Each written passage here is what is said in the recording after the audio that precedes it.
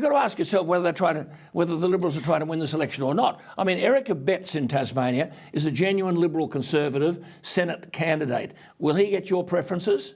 Well, it can't. Eric's going below the line, so therefore I couldn't put out tickets to tell people to vote below the line purely to vote for Erica Betts. Right. It would have actually destroyed our vote, so we have to vote above the line. Well, Bridget Archer in the seat of Bass. Oh yes, I want her gone. I've got no, I want her gone. So anyway, she's on a 0.04 margin.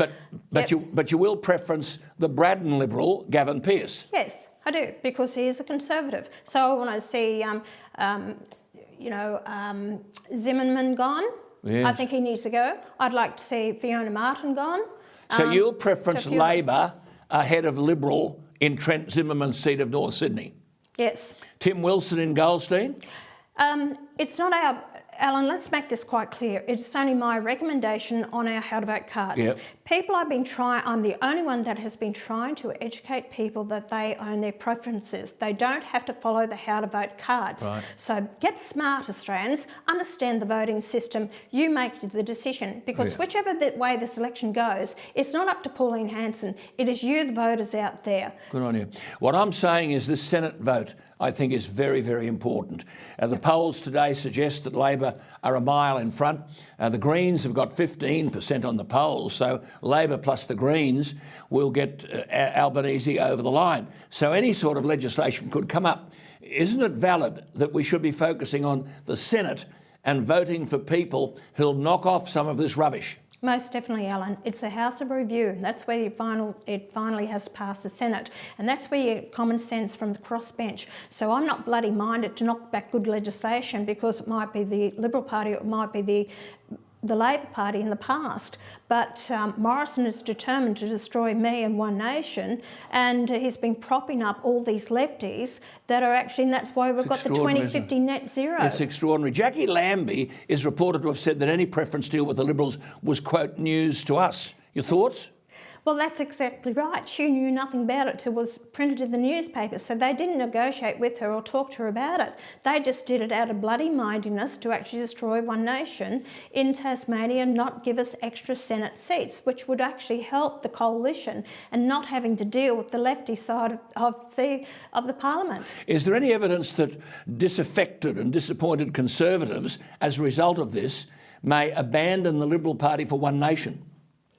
No, I don't believe so. You know, that disaffected, I think they'll still stick with it, but there has to be pushback within the Liberal Party. They need to get back to their Conservative roots and stand up for the values that the party was founded on. That's my job, and that's what I've been doing for them, because I've been doing Morrison's job for him of getting rid of these lefties. Is there a problem of dual citizenship with your Senate candidate down there in Tasmania, Steve Mav? No, not at all. I actually went with him to submit the papers into the AEST, and I was with him. They went all through it, no problem. What are the issues, therefore, Pauline, in this election, and especially in Queensland?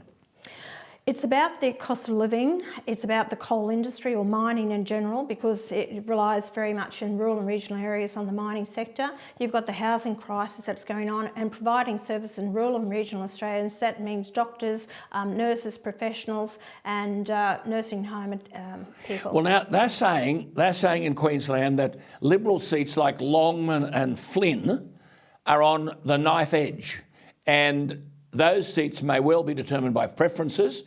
Will One Nation be preferencing the Liberal candidates in Longman and Flynn? Oh, too right I am, and Terry Young in Longman has got my second preference. He's a hard worker. I've worked with him on the family law inquiry. I've got a lot of time for him, and yes, we are preferencing the National Party in all these seats as well, and the Libs. But I've worked closely with the National Party, and I take my hat off to Barnaby Joyce that has actually worked with me to bring common sense back to this election. Good on you, Pauline. In that last election, your primary vote in Queensland surged to 8.86%, which helped Scott Morrison's surprise election win. The most recent news poll have you at 8% in Queensland statewide, but ALP polling apparently has the One Nation primary vote, quote, in the teens. in several Labor targeted seats, including Flynn and Longman. And Liberal strategists say that the coalition could get back in seats like Longman and Flynn with the flow of One Nation preferences. Is that how you see it? Yes, I think there's an groundswell of support for One Nation in Queensland, as is happening throughout the whole country, actually. And we won that seat in South Australia, the upper house, just last week. So it says there is a groundswell of support. So I'll say to the people out there, if you want your insurance for good government, accountability and honesty and integrity, you have to vote for One Nation. Have you had your coronavirus vaccine? No, and I'm not going to have it, Alan. Right. You've said many times you're not an anti-vaxxer. But you are, quote, not putting that shit in your body. I'm very careful what I put into my body. I don't intend to listen to bureaucrats or politicians or the UN or WHO pushing their own agenda and taking away my freedoms, my rights and my choices. That's why I'm fighting this issue.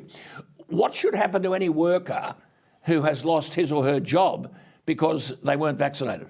Alan, I'm putting in a call to all the premiers out there that they must actually get over this stupidity that's going on, give back the workers their jobs, the teachers, the nurses, doctors, paramedics, everyone, firefighters, the police that have denied the right to actually work in this country and stop bringing in foreign workers into the country. So I'm putting out a plea to all these people. This vaccine mandates is one of the biggest issues that's going to hit this election, and the political parties will feel the brunt of that from the people. Good on you. Pauline, it's always good to talk to you. And I've got to say to you, we appreciate very much your honest answers, and we'll talk again before the election is over. Thank you for joining us tonight. My pleasure. Congratulations. There she is, Pauline Hanson, the Australian leader of the Pauline Hanson One Nation Party.